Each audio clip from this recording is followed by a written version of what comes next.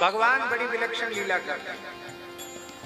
नरसिंह जी की दादी बहुत दुखी रहती थी। दुख का कारण तो एक तो ये था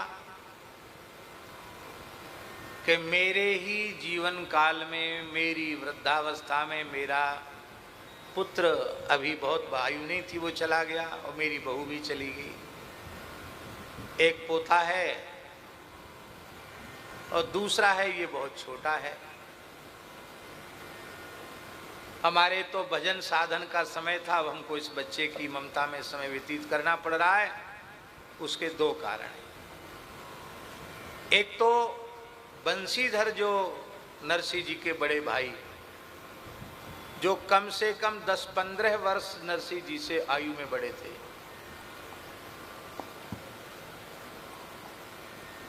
पंद्रह 20 वर्ष बड़े थे नरसिंह जी से। ये तो राजकाज में व्यस्त रहते हैं, सरकारी सेवा में हैं। और उनकी गृहिणी दुरित गौरी बहुत ही दुष्ट प्रकृति की थी। ना तो वो दादी को फूटी आंख से देखती, और नरसिंह तो इसके आंख की किरकिरी था, क्योंकि वो हमेशा यही सोचती थी कि ये हमारा देवर लगता है, बड़ा होगा, इसका ब्याह हो जाएगा और फिर ये भी पैतृक संपत्ति का दावेदार होगा।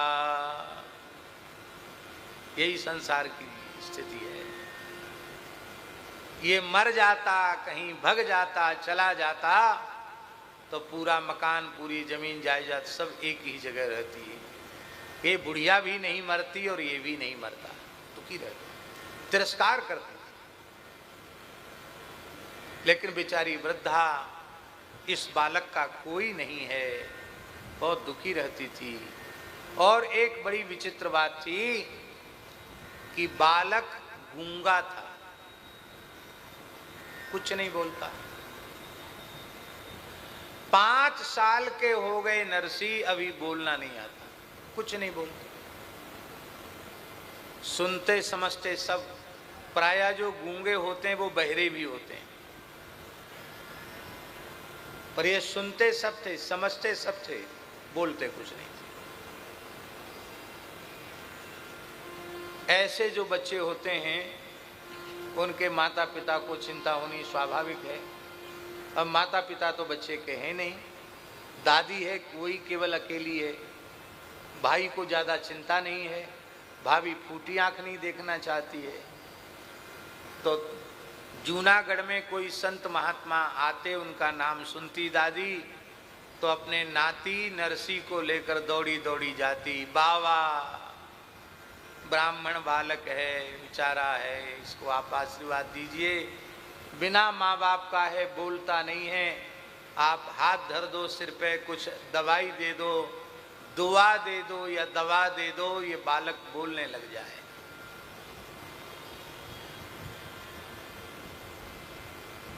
एक दिन की बात है, एक सिद्ध संत, भगवान शिव का प्राचीन मंदिर था, उसमें एक सिद्ध संत पधारे।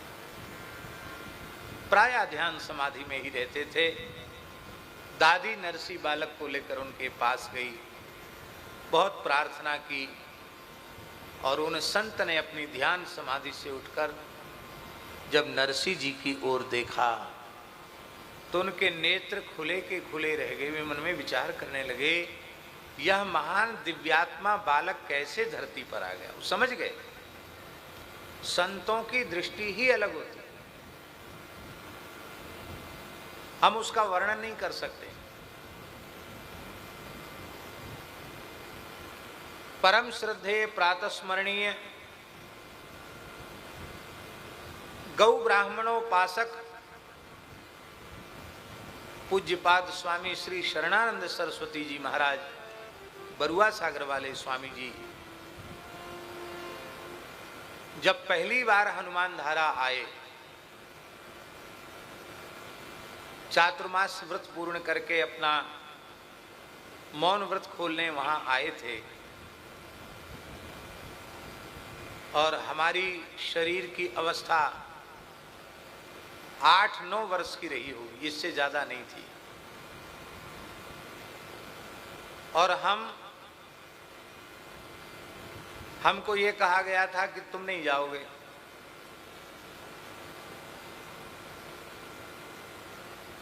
पिताजी की ड्यूटी लगी थी, वह स्कूल के विद्यार्थियों को लेकर पहाड़ी की सफाई और वहाँ सब व्यवस्था में थे। हमको ये था कि शाम को अंत में भगवान का पर्दा खोल के जगार करानी है, आरती स्तुति करनी है, तुम्हें कहीं नहीं जाना। लेकिन हमने जल्दी जल्दी ठाकुर जी का करके और कैसे भी हमें संत दर्शन हो जाए, गांव से दौड़ लगाई हनुमान धारा तक। रास्ते में कोई एक साइकिल वाले मिल गए, महाराज कहाँ जा रहे हैं? हमने कहा हनुमान धारा। यहाँ थोड़ी हनुमान धारा तो दूर है। थोड़ा थोड़ा दिन डूब गया था और अंधेरा सा हो रहा था, और हमको ये संभावना थी कि स्वामी जी चले गए, लेकिन फिर भी आशा में दौड़ रहे थे। उस बेचारे व्यक्ति ने साइकिल के कैरियर पर बिठाया और हमको दूर से दिखा दिया कि वो है हनुमान जी का मंदिर, हनुमान धारा। कम से कम 2.5-3 करोड़ रुपए लगेगा, क्योंकि मार्बल पत्थर आ रहा है और काम भगवत कृपा से चल रहा है। निकट भविष्य में हनुमान धारा मंदिर का भी दिव्य स्वरूप सबके सामने प्रकट होगा, और श्री हनुमान जी की कृपा से, राम राजा सरकार की, गुरुजनों की कृपा से एक बहुत विराट यज्ञ और एक विशाल उत्सव उस मंदिर के जो पुनः जो उसका उद्घाटन होगा, उस पर एक विराट उत्सव होगा। काम चल रहा है त्वरित गति से, और भगवान की कृपा से मंदिर तो ऐसा बन जाएगा मार्बल का, जिसमें सीमेंट का, चूने का, लोहा लंगड़ का कोई प्रयोग नहीं।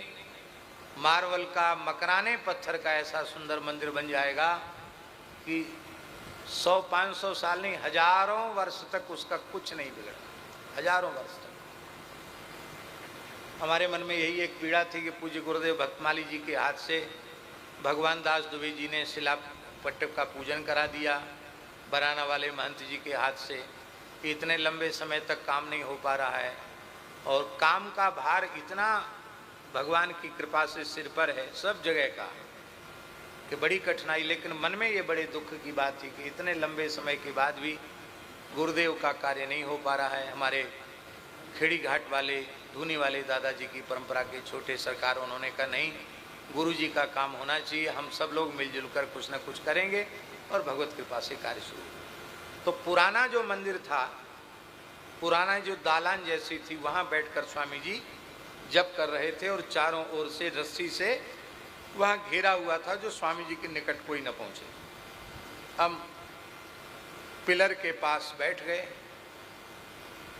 अपने जीवन की सत्य घटना बता रहे हैं, और स्वामी जी जप कर रहे थे गोमुखी में हाथ डाल के। और जप के बाद जैसे ही उन्होंने नेत्र खोले, तो हम सामने नहीं बैठे थे, हम ऐसे किनारे में बैठे थे। तो उन्होंने ऐसे अपना मस्तक घुमाया और नेत्र खोलकर सबसे पहले मेरी ओर देखा। ये प्रथम दर्शन था, और हमको देखकर देखते ही रह गए वो। हम समझते हैं 1-1.5 मिनट तक उनके पलक ही नहीं गिरे, लगातार देखते रहे, हम भी देखते रहे उनकी ओर। इसके बाद उन्होंने हरिशरणम हरिशरणम कीर्तन कराया, और फिर कीर्तन करा के ही मौन खोला, और फिर तुरंत हमको ही बुला। बीच में कोई माध्यम नहीं, किसी ने परिचय दिया हो या कोई बीच में माध्यम बना हो, ऐसा कोई नहीं। सीधे उन्होंने मेरे ऊपर कृपा की, मुझे निकट बुलाया। हमारी चोटी देखकर बड़े प्रसन्न हुए।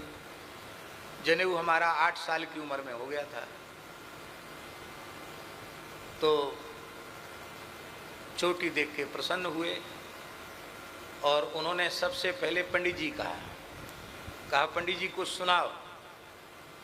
तो पहले तो हम थोड़े सकुचाए, बाद में हमने श्रुत कमला कुछ मंडल धृत कुंडली, ये सबसे पहले उनको सुनाया, और उसके बाद वो बाद में निकटता बढ़ती चली गई। फिर बरुआ सागर भी रहने का अवसर मिला, बाद में पूज्य गुरुदेव भक्तमाली जी ले गए।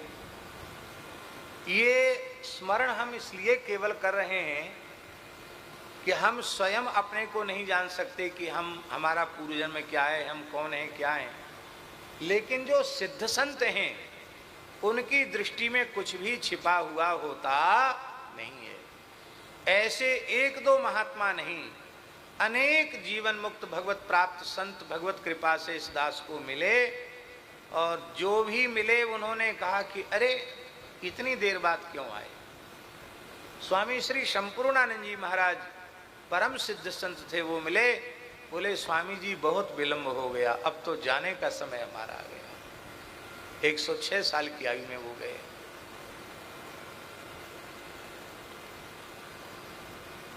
हमको 2000 में वो मिले और 2003 में भगवत धाम चले गए, ब्रह्मलीन हो गए। अनेक संत ऐसे मिले जो बहुत उच्च कोटि की अवस्था में पहुंचे हुए थे, और वे मिले तो ऐसा नहीं लगा कि ये पहली बार मिल रहे हैं, ऐसे लगा न जाने कितने जन्मों से इनसे हमारा संबंध है। ये निश्चित कोई जन्मांतरीय संयोग है, हम क्या जाने, पर महापुरुष जानते हैं, भगवान जानते हैं किस जीव का क्या स्वरूप है, कौन कहां से आया है, किसके द्वारा क्या काम हो।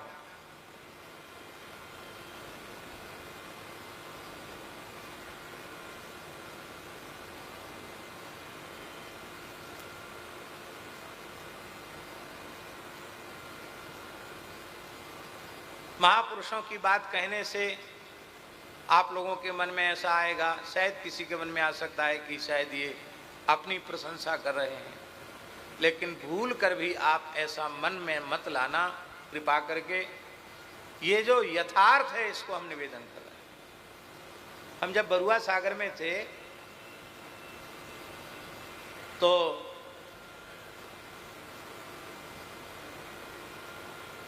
इस क्षेत्र के सर्वोपरि विद्वान, काशी में जिन्होंने अध्ययन किया, श्रद्धेय वंदनीय पंडित श्री भागीरथ जी आचार्य जी, वो स्वामी जी के निकट जाते थे, यज्ञाचार्य भी होते थे वो। तो दद्दा ने बरुआ सागर, मेरे सामने की बात है, दद्दा ने स्वामी जी से कहा बुंदेली भाषा में, ये क्या पढ़ा रहे, इसको क्या पढ़ा रहे हो। उनके कहने का भाव था कि यहाँ बढ़िया पढ़ाई नहीं तो बनारस भेज दो, संस्कृत ही पढ़ना है तो। ये क्या पढ़ा रहे, पंडिताई तो हमारे घरे हो, तो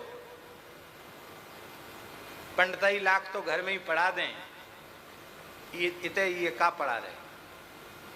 उस समय पूज्य स्वामी जी ने कहा था, हमें पूरा याद है,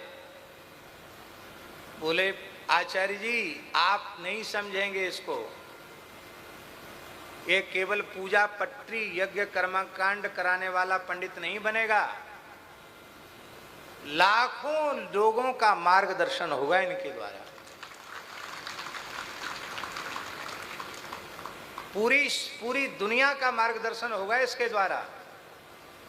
और ये आप लोगों के जैसे गांव-गांव घूमने वाले नहीं होंगे, ये पूरे दुनिया की यात्रा करेंगे, हवाई जहाज से चलेंगे। हम तो उस समय हवाई जहाज भी नहीं जानते थे, गांव के लोग ऊपर उड़ती चील गाड़ी कहते थे, चील जैसी चलती ना तो चील गाड़ी कहते थे। अब तो जैसी घर की साइकिल हो ऐसी यात्रा हवाई जहाज की हो गई, न चाहते हुए भी करनी पड़ती है। तो उन्होंने जो कुछ कहा था वो अक्षरशः सत्य दिखाई पड़ रहा है। तो उन्होंने कुछ न कुछ अपनी दृष्टि से देखा होगा, तब उन्होंने बोला, समय व्यतीत हो जाता है। तो वे सिद्ध संत जो थे, वे बालक नरसी की ओर देखकर ठगे से ठगे रह गए। अब वे संत रूप में शिवजी ही थे कि कोई महान ऋषि थे, ये तो ठाकुर जी ही जाने। उन संत ने आपके कान में कृष्ण मंत्र का उपदेश किया, और जैसे ही कृष्ण मंत्र का उपदेश किया, आपकी वाणी प्रस्फुटित हो गई।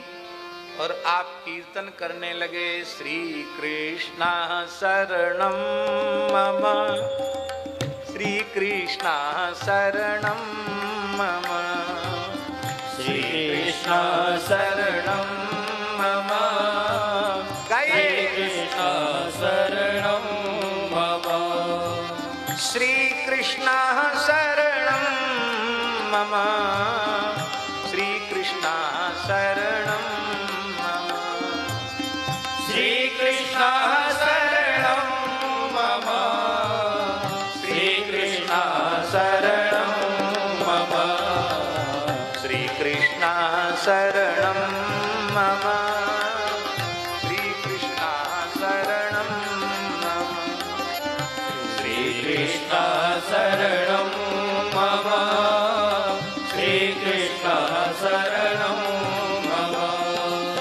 श्री कृष्ण शरणम मम, श्री कृष्ण शरणम मम, श्री कृष्ण शरणं मम, श्री कृष्ण शरणं मम, श्री कृष्ण शरणम मम, श्री कृष्ण शरणम मम, श्री कृष्ण शरणं मम, श्री कृष्ण शरणं मम। संत ने सिर पे हाथ रखा, कृपा की, और नरसिंह जी भगवान नाम से ही उन्होंने बोलना आरंभ कर दिया। दादी का तो रोम रोम खिल गया, हमारे नाती की आवाज आ गई, नाती बोलने लग गया और वह प्रसन्नता से घर आई। पर कल हमने एक वाक्य कहा था, तेरे मन कछु और है, करता के कछु और। दादी तो सोचती थी कि मैं अभी बहुत दिन और जीऊंगी, लेकिन अब दादी का समय भी पूरा हो गया। और लेकिन दादी तो दादी थी। नरसिंह जी ने बोलना आरंभ किया, नरसिंह जी का यज्ञोपवीत संस्कार हो गया और दादी पीछे पड़ी रहती थी कि मैं अपने पोते की बहू देख के जाऊं। और नरसिंह जी अभी बालक ही थे।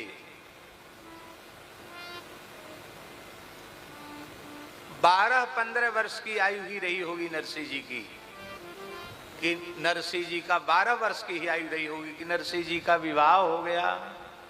बोलो भक्तवत्सल भगवान की जय। नरसिंह जी का विवाह ऐसा होता था। यहाँ लोग बैठे हैं इसलिए मेरे बोलने का मन कर रहा है। हम लोग पूछते थे, ओरी से एक बार पूछा कि तुम्हारा ब्याह कब है भाव? ओरी बोली हम 9 साल के हते। कितने साल के? और दादा बोले 13-14 के जे हते। तो उन जमानों में छोटी अवस्था में विवाह हो जाया करते थे। और उन्होंने बताया कि जब हम पालकी पर चढ़े तो सब रोवे लगे, तो हम सोचें कि सब काय को रो रहे। तो हमने पालकी के जो वो होते नहीं लग्गी, उनको पकड़ लिया और हमने कहा हम तान के पकड़े, हम गिरे नहीं, आप लोग काय को रो रहे। पालकी में नहीं बैठ रहे थे तो हमको बहला फुसला के कहा गया कि लड़ुआ खावे को मिलेंगे, तब बैठ गए।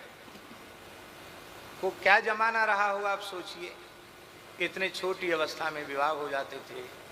और जो दाम्पत्य जीवन की पवित्रता और जो दाम्पत्य भाव का प्रेम पुराने लोगों का निर्वाह हुआ, आज के युग में उसका उदाहरण खोजने से प्राप्त ही नहीं हो सकता। आज तो बड़े दुख की बात है, सर्वोच्च न्यायालय में, सुप्रीम कोर्ट में प्रधान न्यायाधीश के पद पर बैठे हुए सिर फिरे लोग, धर्म संस्कार और सदाचार से शून्य लोग, मानवता से रहित लोग, भले ही अपने को बुद्धिजीवी और बड़े पंडित विद्वान अपने को मानते हों, समलैंगिकता के समर्थन में न्याय दे रहे हैं।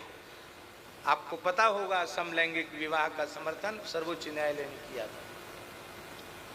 और एक फैसला कि कोई भी पुरुष किसी भी महिला से आपसी सहमति से संबंध बना सकता है, कानून की दृष्टि से वो अनुचित नहीं है। कोई भी स्त्री किसी पुरुष से संबंध अपनी आपसी सहमति के आधार पर बना सकती है, उसमें न्यायालय का कोई प्रतिबंध नहीं है। अरे भाई, तुम सर्वोच्च न्यायाधीश के पद पर बैठकर ऐसे निर्णय सुना रहे हो, कितने कल्पों तक नरकों में तुम्हें पड़ा रहना पड़ेगा, इसकी परवाह नहीं है तुमको। ये धर्माधिकारी के पद पर बैठे हुए लोग इतना घोर अधर्म कर रहे हैं। सबको सजा है पर इन्हें सजा नहीं है। वकीलों का उग्रवाद अलग है, जजों का उग्रवाद अलग है।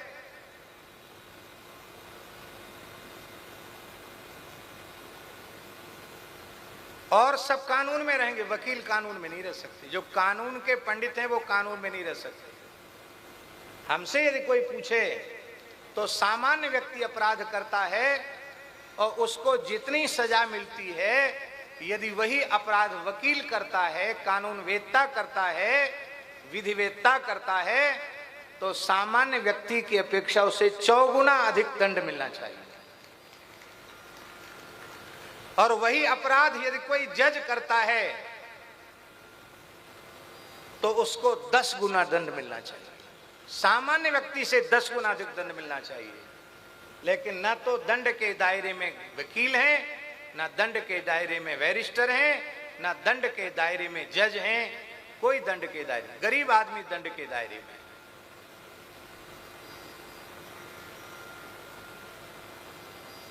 कैसी स्थिति हो रही है देश की।